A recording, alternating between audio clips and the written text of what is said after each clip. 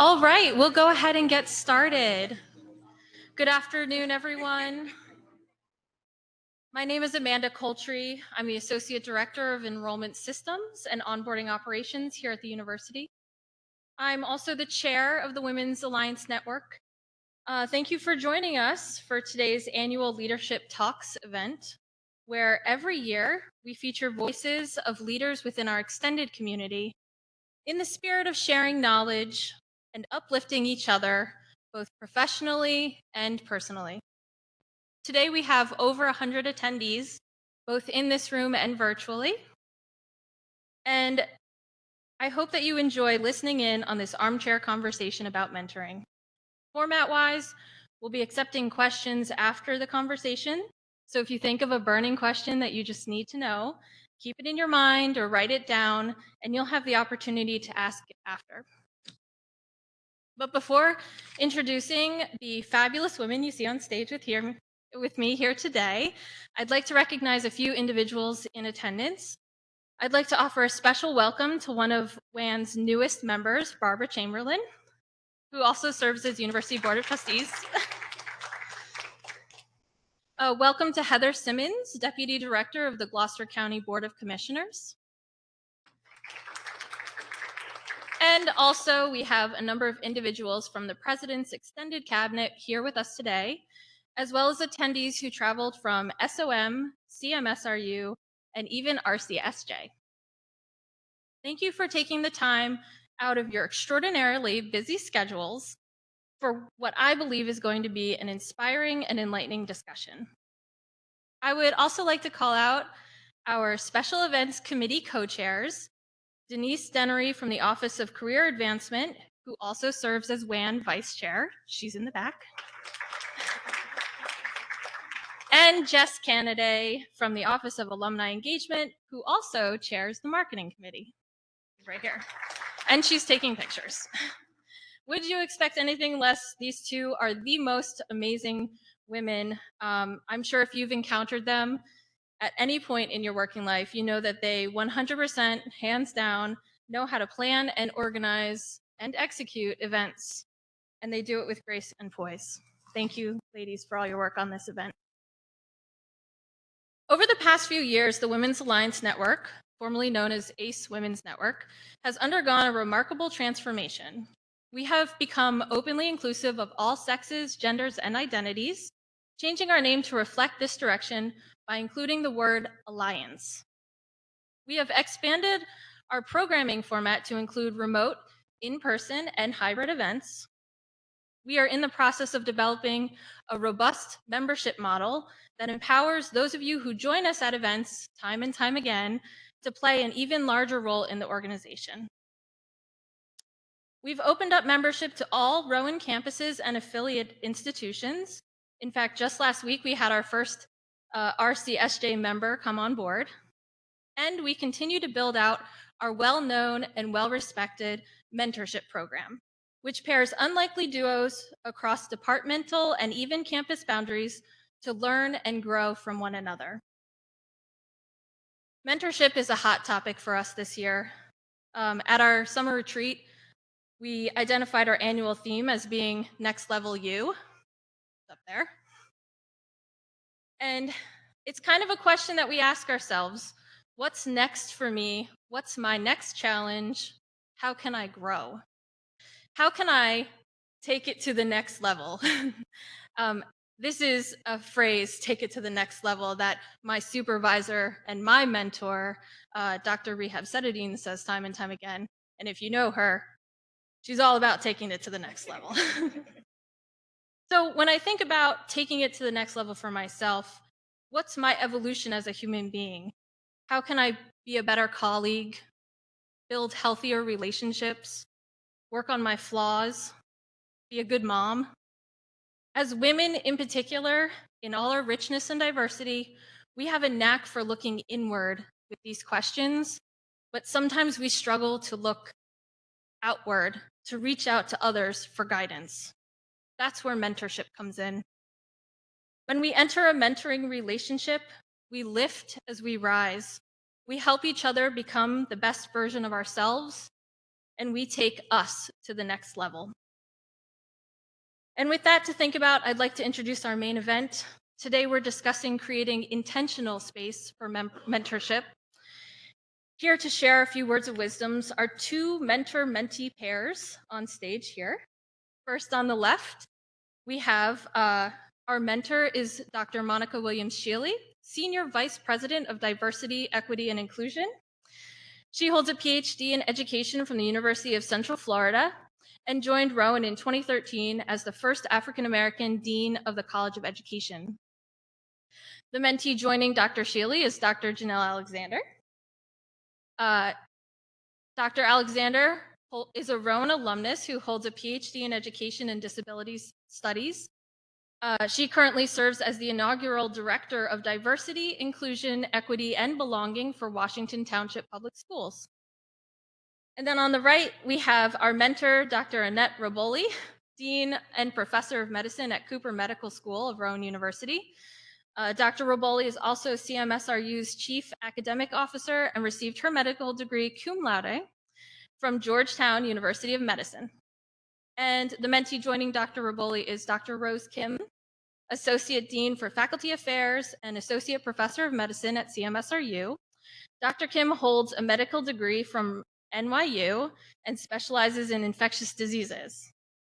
So I'm sure you weren't super busy over the last 2 years.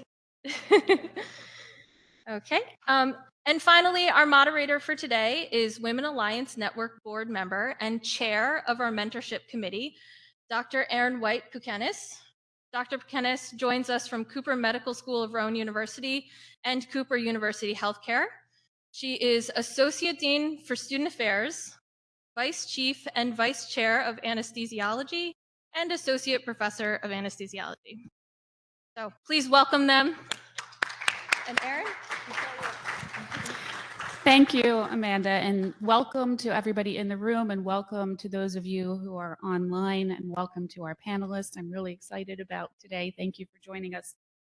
So what we hope to do over the next couple of minutes is really engage in a very honest, open dialogue about mentorship.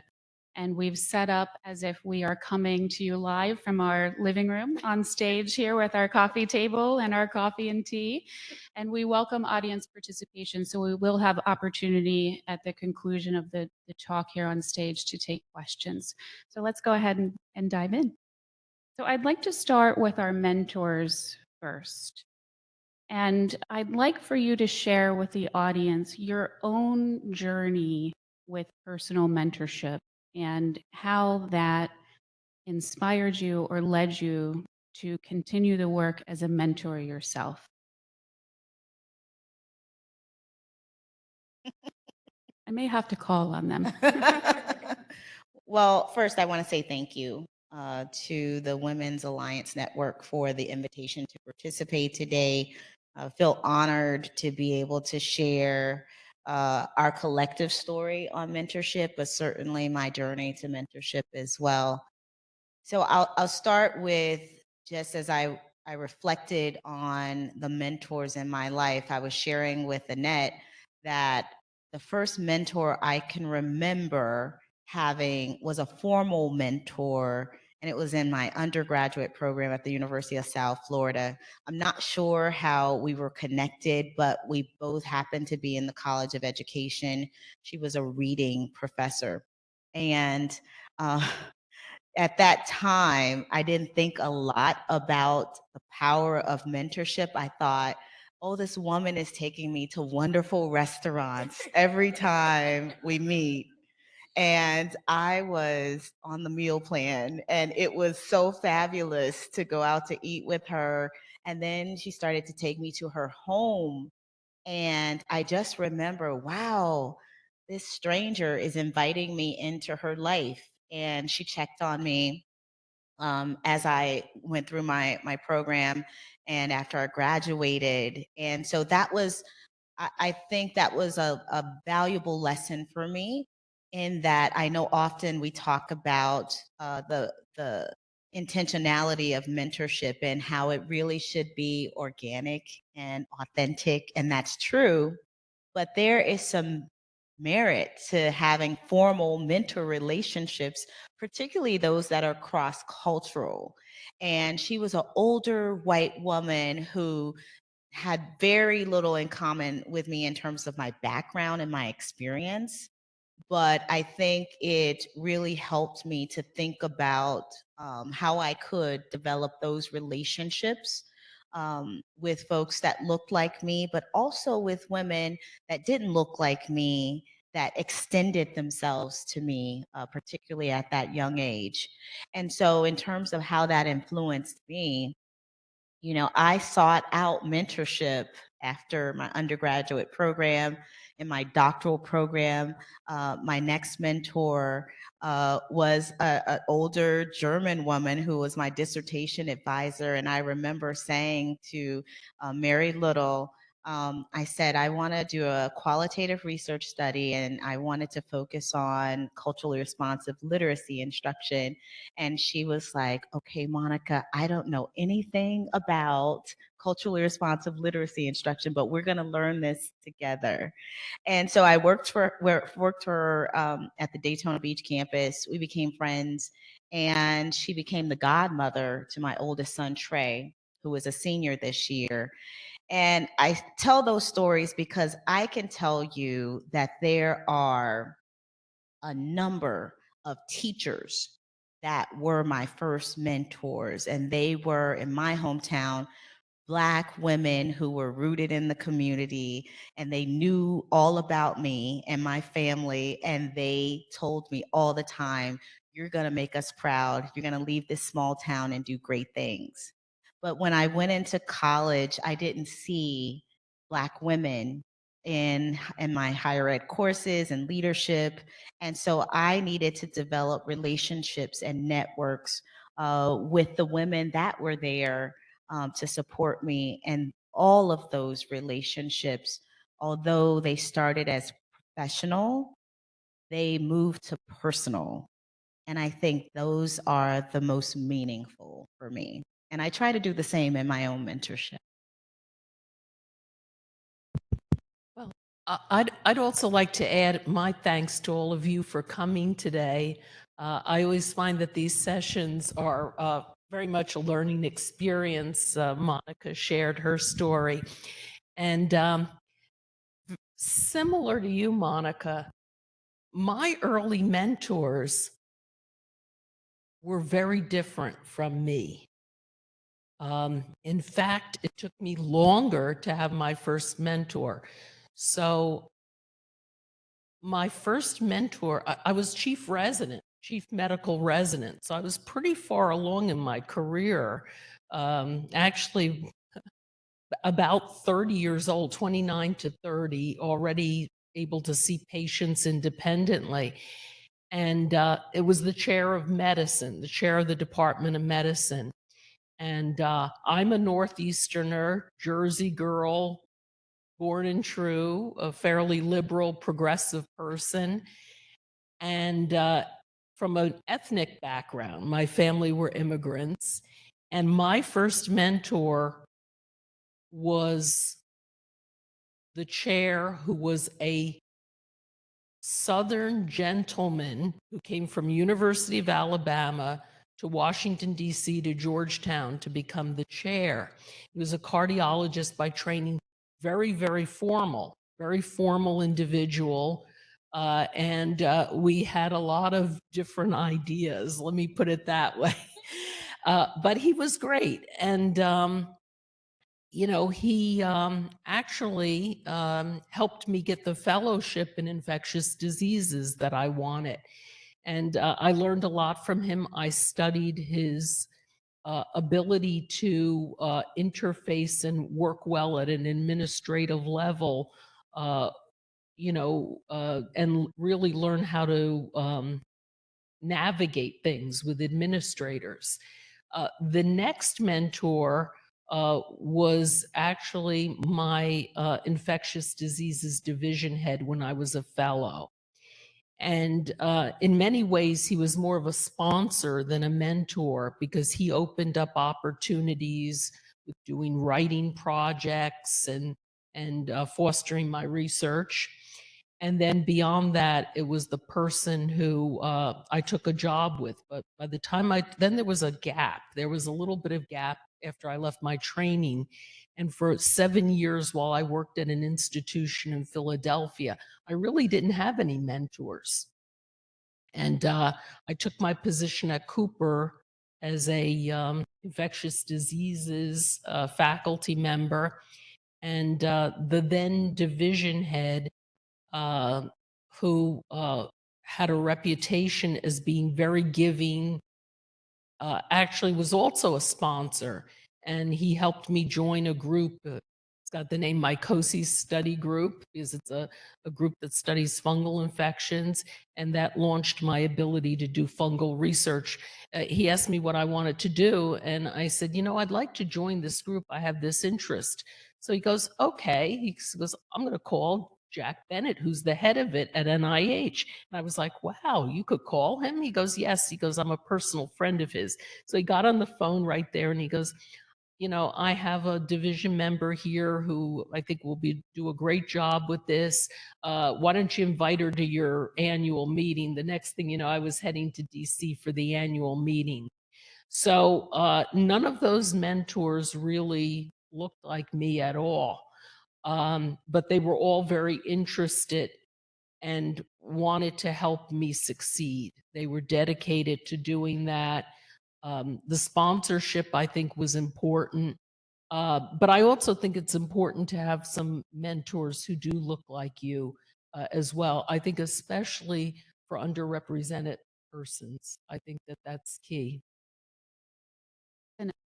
Thanks, Annette and Monica. So I'll turn now to our mentees. And similarly, I'd like you to share with us how you connected. So Janelle, how did you connect with Monica? And then Rose, how did you connect with Annette? So first, I'm home. Hey, everybody. As a double alum from Rowan University, I'm just really excited to be here and to be with, I say Dean Shealey, VP Shealey, Monica now, but excited because mentoring actually started here. As an undergrad, UGMA mentoring was the first place where I learned, I guess, formalized mentoring and knowing the connections and the impacts of what that meant to me. And so, in coming back as an alum, I noticed that there was the first African-American dean, male or female, at Rowan University. And I said, aha, we must meet her. We must connect. So I scheduled a meeting. She had never met me before outside of me Googling all the work that she had done. Yes, a stalker, right? But really knowing that there was a gift there, and I needed to make that connection. So I scheduled a meeting and I introduced myself. I shared that I was an alum. And more importantly, I shared that I was super proud that she was here. And what that meant and what that could have meant for me as an undergrad, but not for naught what it means to me in that moment and continues to mean to me. And from that moment, she saw, valued, and did not dismiss my like, hey, let's have a meeting, right? So to be seen and heard was key for me. And as I developed and wanted more, we talked about opportunities. I applied for a position in the College of Education as one of the recruiters to diversify the College of Ed, as this was a mission that she had and wanted to see expand and grow. So in that, not only hearing my story, but knew that Rowan needed additional space of growth meant not only did you see me, you saw other students like me and what that meant. And so that forged more meetings, put me on the books, right? So I don't know if I officially asked to be a mentee initially, but I wasn't going away. So I got the job and I said, hey, I know that there's a PhD program developing under the College of Ed, another one of the initiatives that she started. And I said, well, maybe an EDD or a PhD, like, I don't know which pathway. And so again, this is an informal conversations that we're having, but she took the time and said, hey, these are the benefits of an EDD, a PhD. What does this look like for you? What do you want to do next? Right? And really having initial conversations that were in some ways a thought partner, other ways a critical friend, like, get it together, you need to figure it out, right? And so I made the decision to go for the PhD, but not after researching and learning and listening to her experiences, what she had gone through, being a mother, being a wife, and being able to manage that, all that came into play. And that was important. That in my whole totality, that was a space for that I grew in and admired and wanted to learn more in. How do we get to that next space? And this is like my favorite part when I talk to Monika, Dean Shealey, VP Shealey, right? All the many names. I said to her, I have an idea. Like, this is what I want to do my research on. And I'm like, let's talk about, she was like, been there, done that. What you got next? I was like, okay. But that was the critical friend, right? That was the push, like, there's more to this. There's more to this space, and do not box yourself in. And that's what I yearned and wanted for, and that next step. And every mentor that I had pushed me, right? In a loving way, but pushed me because they saw more when I couldn't see it. So I think I do. So that's how it began. Rose?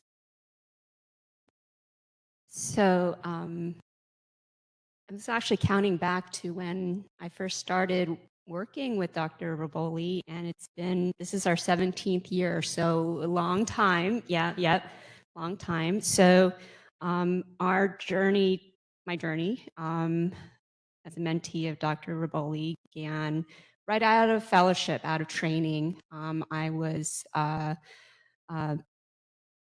during my fellowship training had been going along a trajectory of wanting to do international health and HIV/AIDS. That's my niche area in infectious disease, and I had all the dreams of going out to save the world, and tried to do that.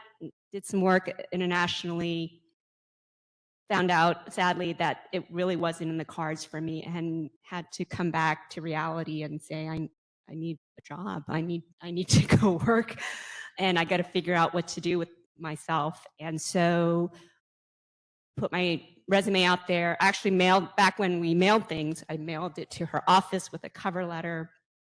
And the fateful phone call I got from Annette, I was actually attending our disciplines annual meeting in San Francisco, and sitting next to my fellowship director, who was a colleague of hers when they both were at an institution in Philadelphia working together.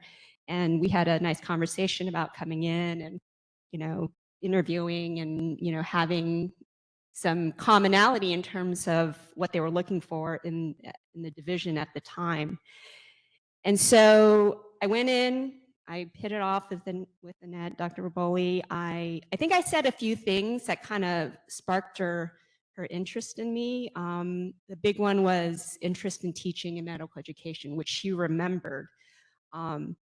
This is before the medical school existed. This is before we had anything, like in terms of even a concept of a medical school, available. So she remembered that. She hired me. I came on as a junior faculty clinician, doing my work as a physician, taking care of HIV patients, doing inpatient consults, doing, my teaching with fellows and residents. And then, did some work with her with some publications, got my foot into that, and we worked well. I found out we worked well in that space, and that was really helpful. That was something that I desperately needed, to have somebody help me in terms of understanding how to navigate that and, work in that space, because that was not familiar to me, even through my training. And then the medical school came into existence, and Annette went from division head to acting dean. And, she remembered that I had expressed this interest in teaching and wanting to be part of medical education. So she brought me in as a first-year course director. And, full disclosure, it's not like I had experience doing it. It's not like I knew exactly what I was supposed to be doing. And so, embarked on that journey. But what was so helpful was that she was guiding me through that process of creating a curriculum, creating a course, getting lecturers on board, creating, assessments, and, creating this end product that was so vital to the school. And so, the journey continued on. Dean Reboli becomes Dean Reboli eventually. And, I did express interest during that time as well of, joining administrative leadership as well, and had brought me in as the assistant dean for faculty affairs. So that's sort of it in a nutshell, but, that was a 17-year journey that I had with Dean Reboli. So I do want to add something. Sometimes people say, well, like, really, what do deans do, right? So I like to say, well, we do some talent management, right? Talent management. So there are actually two people on the stage that I did that with, Rose and Erin. So both of them became deans when I became interim dean in 16, because I had been, watching them. Rose, I worked with directly because we were colleagues in ID. And the message, though, to the group here is that, a mentor will frequently remember what your interests are. They'll also try to pave the way. But then when they're in a situation where an opportunity comes up, they will hopefully remember that and then bring you in so that your career advances as well. And so, we heard all the stories up here. I'll just briefly, because I think it's also, there's a point to illustrate, like you never know who comes into your life. So the first time I ever heard about Erin was, she was a relatively young anesthesiologist. And my daughter was a medical student at Robert Wood Johnson.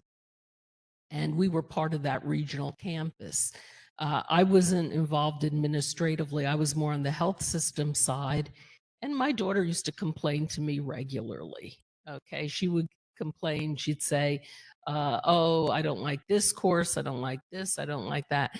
So she was doing physical diagnosis, and she absolutely raved about Erin. She came home, she was telling me all about her. So I stored that in the back of my mind, and I said, now that we're involved in the school, we should get her involved. The students really like her. She's great. She does a great job.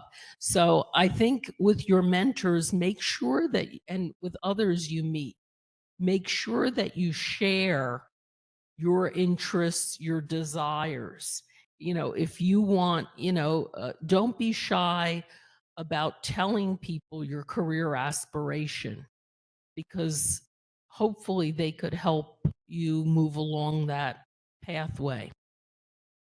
Annette, thank you. Rose and I are incredibly grateful to you. And by the way, Annette's daughter has a different last name than her. So I had no idea it was Annette's daughter, but it just goes to show you, about putting your for those online, Annette just said she doesn't even look like her, so you really wouldn't know that it's her daughter, but it is about just bringing your excellence every day. So I do want to switch the conversation now into what we're trying to do in the Women's Alliance Network with building mentor-mentee pairs and really fostering these relationships within our academic community. So I'm going to ask, because these are two very successful mentorship relationships, can you give our audience pearls, tangible pearls, about skills that you need to be an effective mentor, skills that you need to be an effective mentee, and what are some strategies that have led to success in the relationship? Monika? That's a lot. I'll start with the mentor in terms of skills. I think you first, before I even get to skills, you have to commit to the time that it takes to develop a relationship. And we're all very busy people. I think we came in, we greeted each other. Hi, how are you? Busy. Like, we're all busy. And so I think that that's the most important thing, is to be honest about the time that you have. And when you want to establish a relationship, a mentoring relationship, understand that you do have to set aside the time. You have to put it on the calendar and commit to honoring the time. And I think that goes both ways for mentor and mentee. In terms of skills, though, I think that it's important that you're a great listener. A lot of us are talkers. I'm a talker. And so I am very intentional when we are having a conversation, Janelle and I, or other women that I mentor. In that moment, I tell myself, Monika, just listen. Even though they've said something that I want to like respond to, I want to jump right back and like, oh yeah. I'm very quiet because I want to listen and I want to give them space to be able to share and feel like I'm hearing them. And sometimes you don't realize how emotionally connected your mentee is with what they're sharing. And so your listening really helps for them to feel like they are connected. The thing in terms of the mentee, though, is the same around this idea of listening, but also being open to seeing things in new ways. For example, it's challenging for me sometimes when I've been approached, oh, I want you to be my mentor. Well, sometimes it happens like that. Other times it happens just much more organically, as Janelle shared. But when they ask, and then, we spend time talking about things, particularly their career trajectory and things that they're facing. Um, and then they don't want to listen. Like, they don't like, I'm like, well, if you know the answers, why am I here? Am I just here to listen to you talk? So I think it's important, because if you want to just have someone to talk to and vent, that's okay.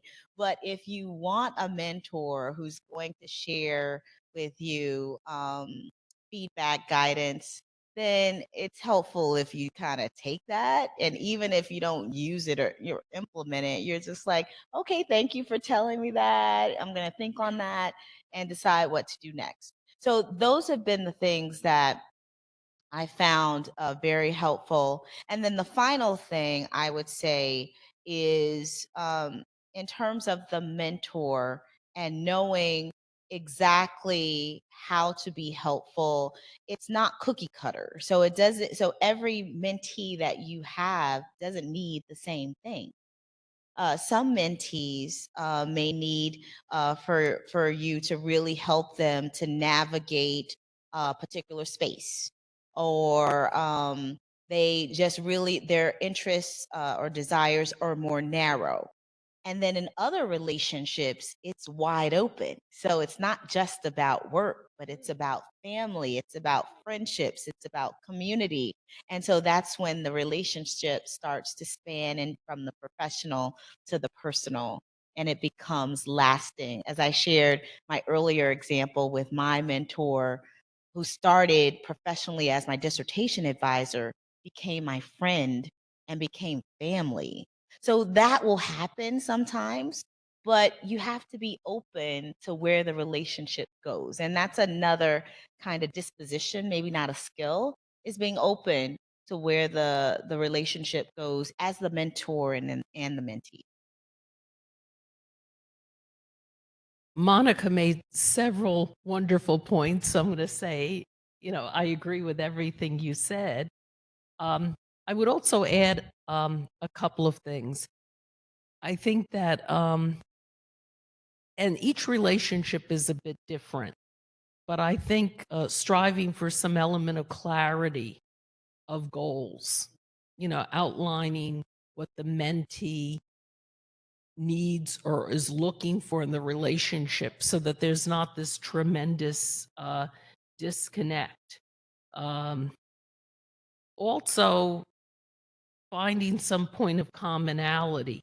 So for us up here, you know, for the two of you, it was education. For the two of you, it was being women of color. You know, there's commonality there. For Rose and I, it was infectious diseases, both having immigrant backgrounds with our families coming from other places. So I would add that to the mix, the clarity and finding the common points. I know that you're embarking on having a formal program. So these relationships grew organically. When you're devising a formal program, whoever's responsible for it, who's possibly in this room, needs to do some work on the matching so that it's not sort of a disconnect. I'll give you an example. Our Department of Medicine a few years ago launched, and I laud them for it. I thought it was a great idea, launched a formal program. And they assigned a wonderful person, physician, female physician, and we had lunch together, and her goals were nothing that I could help her with. You know, I felt that I could help her with if she wanted to get involved in med ed. I said, you want to get involved in teaching the students or anything? She goes, no, I'm not really not interested in it. I just want to see patients. I said, you want to do any research? Oh, absolutely not. So it was the things that I viewed, you know, so you have to be honest about what your strengths are, what you see as what you could contribute. I also think that you could have many different mentors. Well, you should probably have a limited number because there aren't unlimited time in the day. But, you know, if you're in the academic space, have somebody for education to help you with skills and your advancement in that. And if you're doing research, have at least one research mentor. And the individuals could change over time. Sometimes it's fun to see your mentee outgrow you and exceed what you've been helping them with. Just to briefly extend it, you echoed so many different spaces of where I felt, but emotionally as a mentee, those expectations, right? So I've had other mentors and I came in like wanting the same relationship and like, no, that's not what this mentor is for. And to manage that feeling because my expectations needed to be clear as well. And what was that for, right? And so I also found in the growing of our relationship, as she is listening to me, how are you? You're a whole person that matters. How are you feeling? And I did not want it to feel so transactional versus this is a relationship that I want to continue to grow. And my hope is that in my growing, that I can be able to assist and be there in this relationship because this is something that I want to foster. So as a mentee, being open to listening and also hearing and checking in on the person that's checking in on you, because that's the relationship as well. That's a great point that you made. I view these relationships, mentor-mentee, to be like the best ones are bi-directional. All very valid and real world, you know, points that we live through. And I think one thing that was really important to me was, does the mentor, the person that I'm looking to for guidance, is that somebody I want to be? Is that somebody, or do they engender aspects and practices and, you know, mindsets that I want to learn to adopt as my own? And I found that to be a very important thing, especially professionally, because unfortunately, a lot of times it is transactional, like you said. I can, to Dr. Reboli's point, I got assigned a mentor in this Department of Medicine assignment, and it felt very much like, well, we have to meet because we're told to meet, you know. And it was like, as a mentee, I was the mentee, and I was like, oh, okay, I guess we'll meet. And we had lunch, and it was awkward. And it's actually, the person is one of my colleagues currently at the medical school. Yeah, he was a division head. So, and it wasn't somebody I didn't know, but we just got thrown together, right? And it was sort of like, well, thank you for the opportunity, but I think we both agree this is not probably going to be like a useful, relationship from a mentor-mentee standpoint. So I think that's something that I really hope that people understand about looking for a mentor. Is that somebody you actually, something that they model that you yourself want to engender for yourself in your growth and development? I think that's a really important question. And if they have other things that look like would be helpful for you, but then they don't model things that you want to become, I don't know. I feel like there's a little bit of a question mark in terms of that person being a true mentor. I think that that's an excellent point. I think the key thing is that the person has to be interested in you and helping you, and the mentee has to be able to come to the meetings, get together, not cancel all the time. So it's a very much this partnership. So then following on that, how do you make time for these relationships and this investment in yourself and each other? What are strategies that we can give the audience to help make time? Because we all have competing priorities. So how do you all make time? Start that one. So I'm always striving to do things more efficiently, better, etc. So every meeting doesn't have to be face to face, sitting down in the office or sitting down at lunch, right? We touch bases a lot. A lot of times we'll talk on the phone. It's an established relationship. We'll just talk on the phone. Rose has my number. I have her number. We just talk on the phone and we handle, a lot of things that way. And it's an efficient way to do things, especially since we both have commutes, in and out of the office. Most people do sit down in the office. It's a commitment. I also think for institutional leaders, Monika, and I'm curious as to your opinion on this, it's part of succession planning too. We get a lot from it. You think about, well, who's going to be next? Who's going to do this? Who's going to do that? And it's also, I think, a source of wellness because some of the best feelings you get besides seeing your students succeed is certainly seeing your mentees do well. And there's a certain element of pride and enjoyment that comes from that. Well, I was actually I agree with you, Annette, about the time that it takes and the reciprocal relationship that mentors and mentees have. Janelle is great about getting on my calendar. She, from the beginning, worked with my assistants and said, I want to meet with Dr. Shealey every other Thursday at 2:00, and it was set. And if something changes, we're like, okay, she lets me know, I let her know. And then we end up sometimes talking on the phone, sometimes driving in the car. We're talking about, things that we need to catch up on, or important decisions that she's making, particularly when you're embarking on a new position or there's some change in your life, you're in a transition. So you have to be able to free up those times, even if it's outside of your schedule time, to talk about the fact that I had a really rough day today and I just need to process what happened to me. And that is when she'll send the text, can you talk now? And I'm like, sure, or give me an hour or whatever. So I think that relationship evolves over time.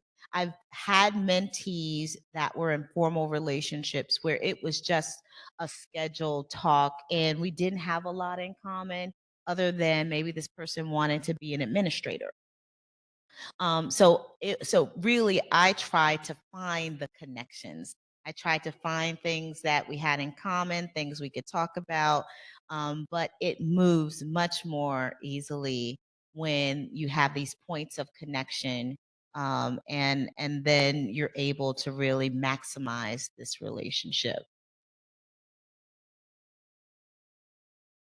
Okay, great. Thank you. So I'm going to turn over to Jess for a minute just to do a quick check on time and see if we have. Okay, great. So maybe those who are online, if you all could start populating the chat with questions. That way, when we go to the Q&A, we have questions pre-populated, and then we'll do one more question here on the stage, and then we can turn to audience questions and online questions. All right. So I want to turn to the topic of imposter syndrome, because this is something that comes up within our mentorship program every year, the Women's Alliance Network Mentorship Program. And I want to read something to you, and I want to get your take on this. So just to define this, imposter syndrome is loosely defined as doubting one's abilities and feeling slightly like a fraud. Psychologists Pauline Rose Clance and Suzanne Imes actually developed the term back in the 70s, 1978, in their study. More recently, there was an article published in the Harvard Business Review, and the title was "Stop Telling Women They Have Imposter Syndrome." And that article explored the impact of systemic bias and exclusion in creating a space where imposter syndrome can thrive. So the article's author called for professional communities to fix bias, not women. I'd like to hear your response to that. All I could say is, wow, I think there's a lot to that. There really is. You know, it's perhaps a surrogate expression for bias. The other thing that I've heard said is when folks say, well, you know, uh, if some women or if women were more confident, they could be a scientist, they could be this, they could be that. So I think that there's a lot to that. Uh, periodically you see it in men as well, who but I think it happens to women more often, and it is fostered, I think, by our society. There's a systemic element to it.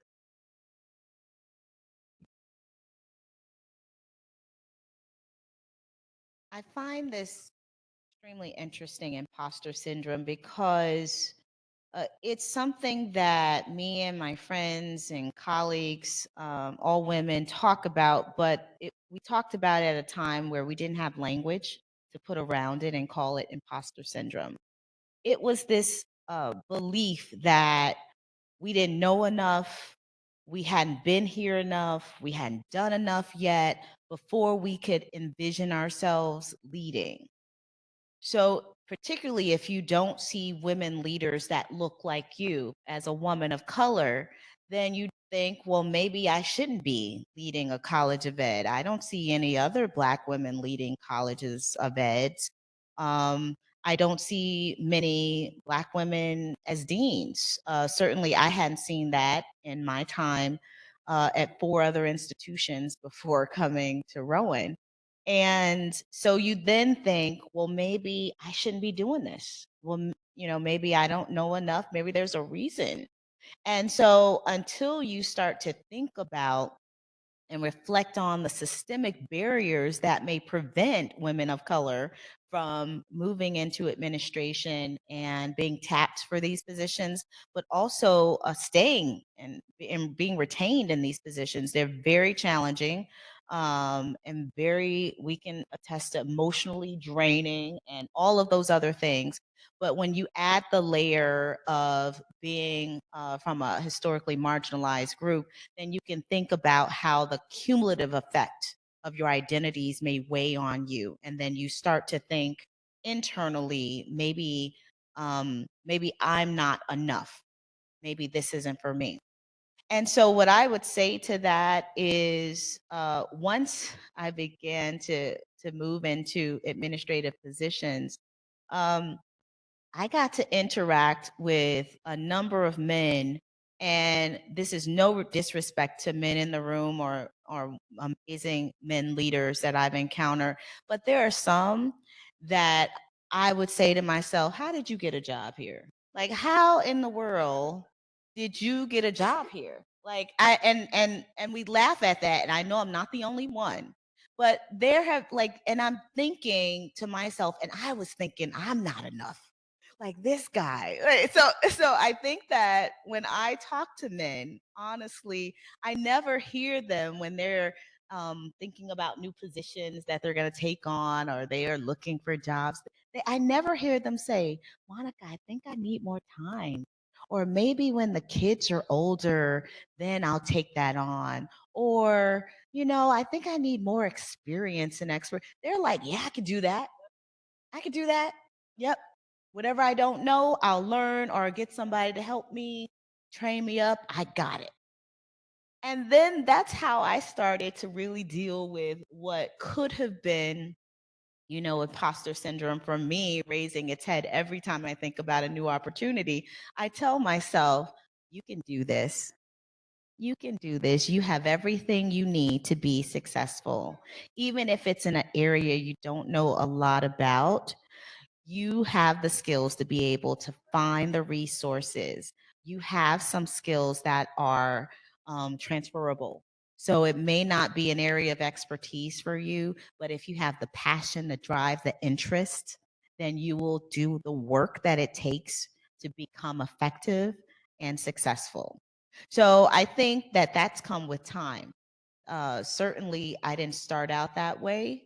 But I think that as women, we particularly need to disrupt these messages that we often get either unconsciously or, explicitly about the limitations that we may have in particularly in leadership.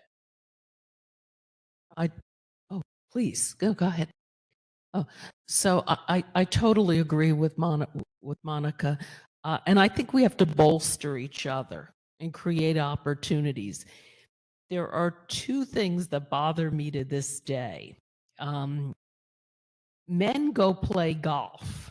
They do this. They set up these golf appointments. I've never been invited to play golf. Men also go play basketball. Now, in that area, I've never really played golf, but I played high school basketball. I've never been invited to go play basketball. I could hold my own out there. So we don't create, I think we need to create similar opportunities. And that's also part of the mentorship, getting a group together, of women who want to do these things, maybe progress in leadership or get some advice and do some activities together where it's networking and stuff like that. But women get excluded from these events. I do think in extending that same heartbeat was that although I've experienced imposter syndrome, but it was cut short because of you, right? And because of the village, because you're like, no, you have a skill set. What does this mean? So I intentionally put myself in those spaces to say, no, we're debunking what the imposter syndrome is doing to me right now. And my village of mentors are there to create those spaces. And so again, you heard how I said I'm getting on the books. Forget the basketball game. We're going shopping. We're going to dinner. What do we need to do? I'd much rather go shopping.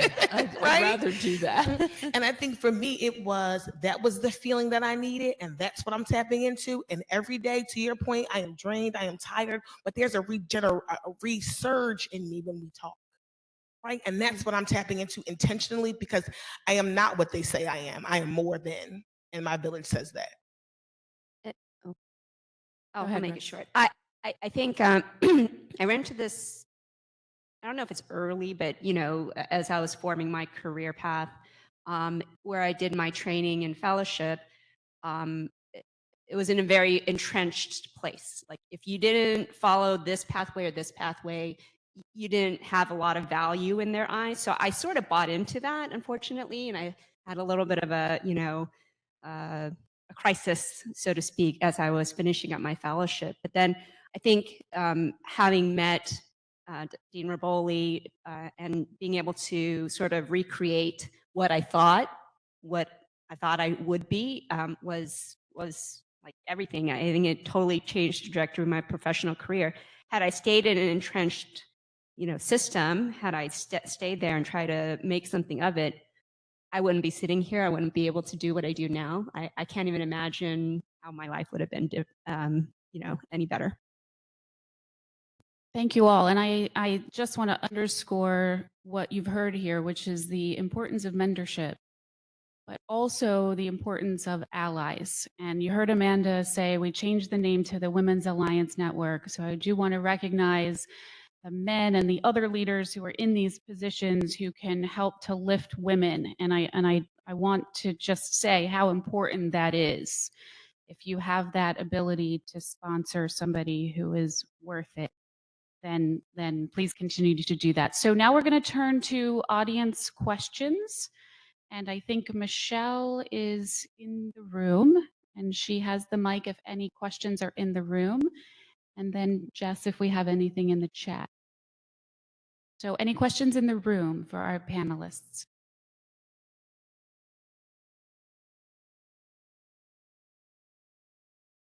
Okay, we have an online question. They said, wonderful conversation. I would be interested to hear how to balance bringing in personal information on the mentee or mentor side, especially for the relationships that aren't personal in nature, but a barrier that needs to be discussed could be personal.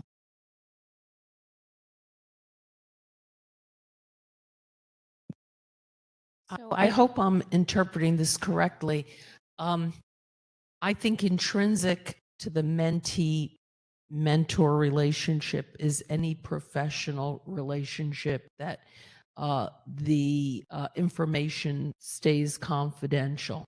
That's got to be intrinsic and understood and maybe made clear up front, that anything that's shared, because on both ends of this, people will share private things, private experiences, some painful experiences.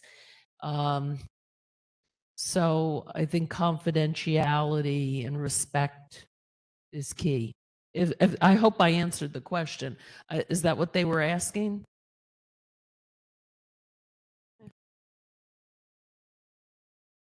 Sure.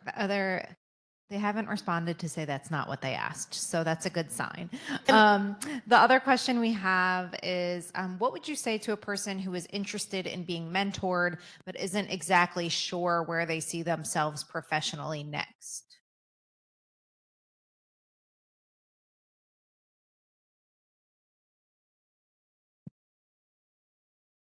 Well, I think that it's important then to share with your prospective mentor that early in the relationship, you're looking for opportunities to explore what could be your next step. So I think the relationships we've talked about, we had this common interest. We have certainly desires that we express. Rose talked about wanting to teach and be in medical ed, and Janelle talked about wanting to pursue a PhD. And so as a mentor, you can latch onto that and you can say, oh, okay, that's something concrete I can help you to do. So if you are just not sure about what your next move is, then we need to spend some time thinking about, well, tell me what you're interested in.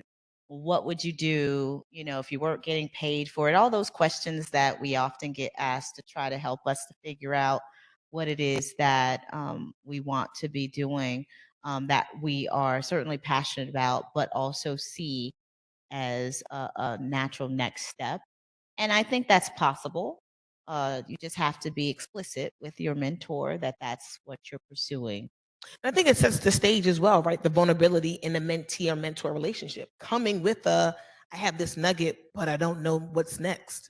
And that gives the mentor like, okay, we have a path of where are we going? Not, I know this. What do I need you, right? So it does allow that vulnerability to begin, but still as a mentee, come in with at least asking yourself that big question of, well, what do I like? At least come with something, not the total blank slate, but at least give some type of web of where you'd like to be. Great, thank you. Jess, do we have any more questions? We're good for online? All right, final call for questions in the room. If not, we'll go ahead and, oh, I'm sorry. We do have one. Well, I couldn't resist the opportunity, right? These wonderful, wonderful leaders. Broad question, sort of high level question. What advice do you give your mentees around staying inspired and continuing to move towards their goal?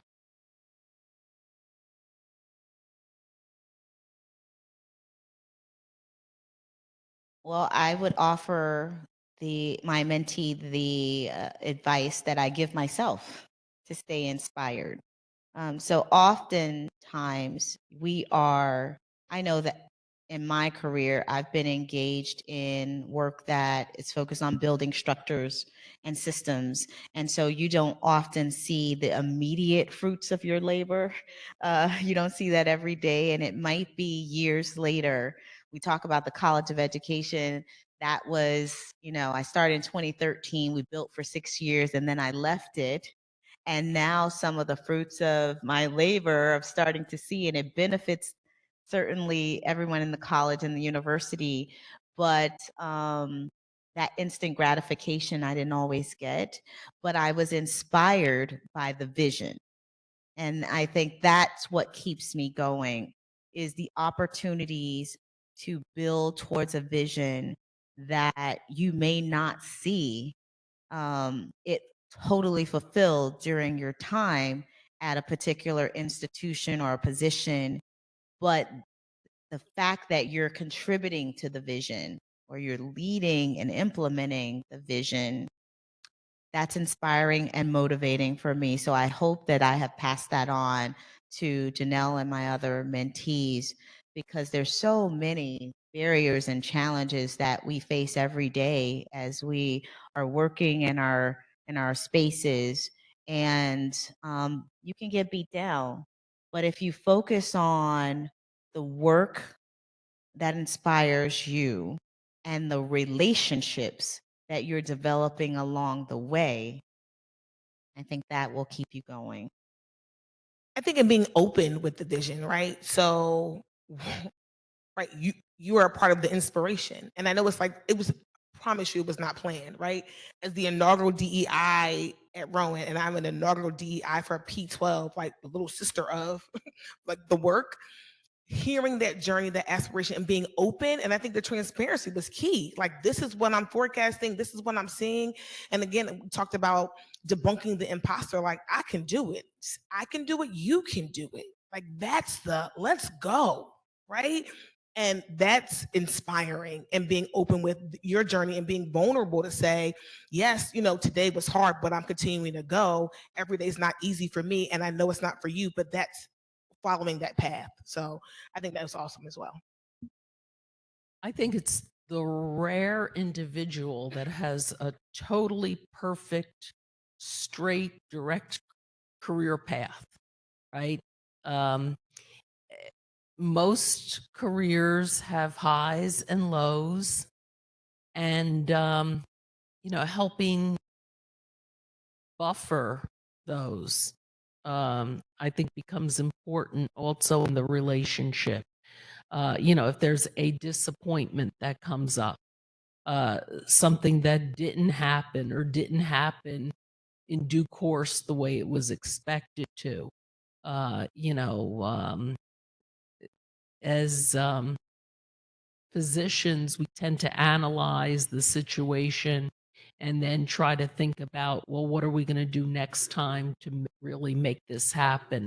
But I think really supporting the person through some of the lows that they may be facing, either in their personal or professional life, I think is also part of the role of the mentor. All right, great. Thank you so much to our panelists. It's been a wonderful way to spend an hour. You all were amazing. Thank you so much. It's really been a pleasure and honor to be with you today. A round of applause for our panelists, please. And now I'll turn it over to our president for some closing words. Amanda? So much. Thank you so much for all your words of wisdom. I took a few notes for sure for myself. Everyone on the way out, feel free to stop by the tables. There's more information. We talked a couple of times about the mentorship program. Dr. Reboli, you'll be happy to know that Erin's actually in charge of the pairings.